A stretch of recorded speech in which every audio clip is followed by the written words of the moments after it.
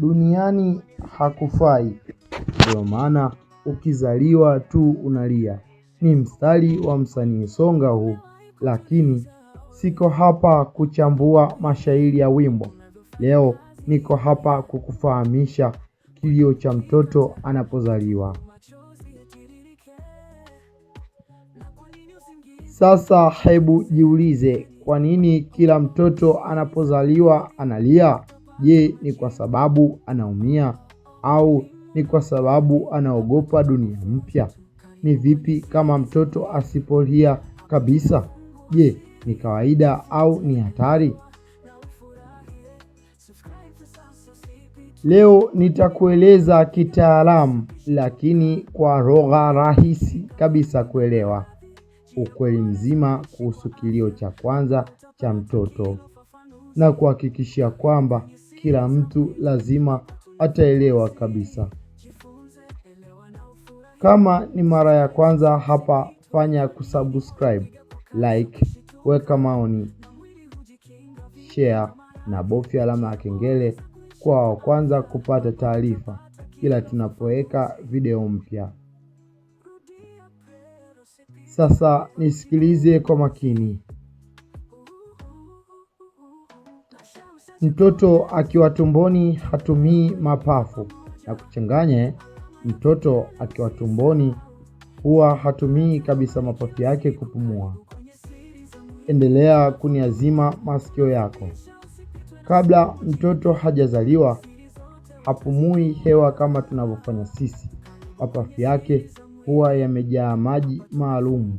Oksijeni anapata kupitia kondo la nyuma, wataalamu huita placenta, ambalo kondo hili limeungana na kitovu chake, hivyo hutumia oksijeni ya mama. Umewahi sikia mama anachokula na kuvuta? Basi na mtoto huvuta na kula hiko hiko. Elewa sasa. Hivyo mapafu yake yapo, lakini hayatumiki kupumua kama yetu. Lakini muda wa kuzaliwa unapofika, kila kitu hubadilika ghafla na mapafu huanza kufanya kazi. Mtoto anapotoka tumboni, yaani kuzaliwa, ule uhusiano na mama wa kupata oksijeni hukatika. Sasa lazima ajitegemee. Ubongo unatuma ishara ya dharura, anza kupumua. Ili mapafu yafunguke kwa mara ya kwanza, mtoto lazima avute pumzi ya nguvu sana, na pumzi hiyo ya kwanza ndiyo huleta kilio. Sababu kubwa ni maumivu, kwani yanawahi kutumika. Usichokijua ni kwamba kilio cha kwanza kina kazi 4 kubwa. Ulifikiri ni kilio tu bila kazi? Unakosea, kina kazi. Namba 1, kufungua mapafu. Kilio husababisha mapafu kufunguka kikamilifu. Ile kutanuka na kusinyaa hufungua vyema mapafu. Namba 2, kusukuma maji nje. Maji yaliyokuwepo kwenye mapafu hutoka kutokana na kilio, basi maji husukumwa na kutolewa nje. Namba 3, kuanza mzunguko mpya wa damu. Mtoto akiwa tumboni ana mfumo tofauti wa damu. Baada ya kuzaliwa mfumo hubadilika. Na namba 4, ishara ya afya. Kilio ni ishara ya afya, na ili kuhakikisha afya iko imara na hali ya mtoto iko sawa, madaktari hutumia kipimo kinachoitwa Apgar score. Achana na maneno ya kitaalamu. Hii ni kama orodha maalum ya kuangalia maendeleo ya mtoto. Sasa kipimo hiki huangalia mapigo ya moyo kama yapo sawa, kupumua kwa mtoto kama anapumua vyema, rangi ya ngozi kama iko sawa au ina mabadiliko, mwitiko wa mtoto, nguvu ya misuli ya mtoto.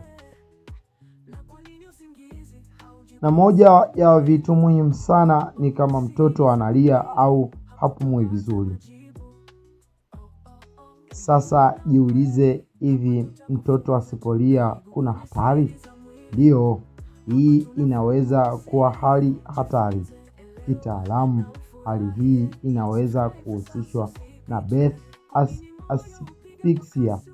Hii ni hali ambapo mtoto hapati oksijeni ya kutosha wakati wa kuzaliwa.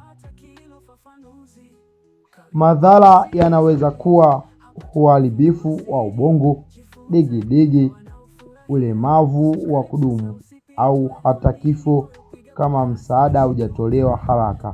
Ndio maana sekunde za kwanza baada ya kuzaliwa ni muhimu sana.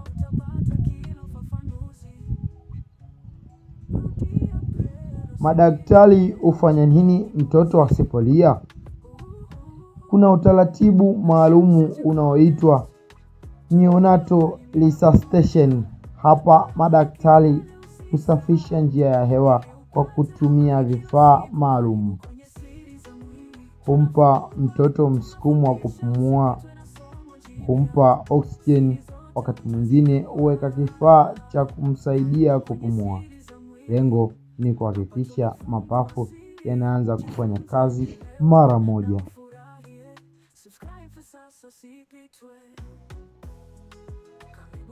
Je, kila kuchelewa kulia ni hatari?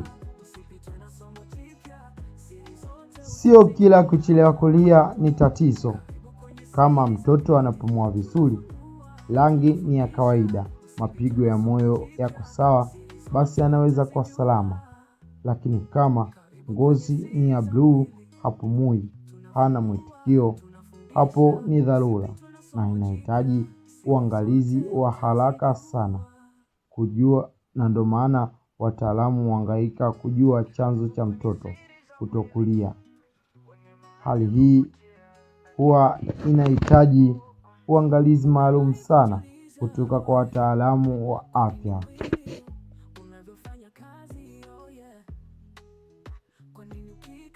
Ukweli ambao watu wengi hawaujui. Watu wengi hudhani mtoto analia kwa sababu ana maumivu pekee, lakini ukweli ni huu.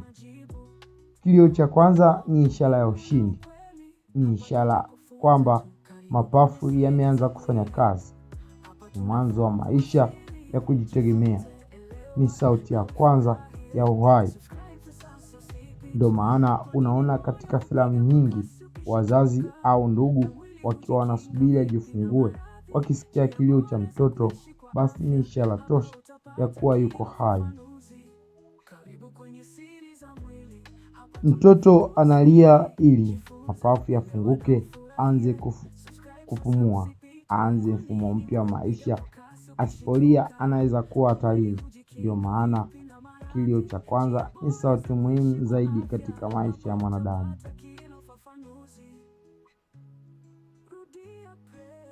Kama umejifunza kitu kipya leo, andika huai kwenye comment, subscribe kwa elimu zaidi za afya, na share video hii kwa wazazi, wauguzi na wanafunzi wa afya, maana maarifa huokoa maisha.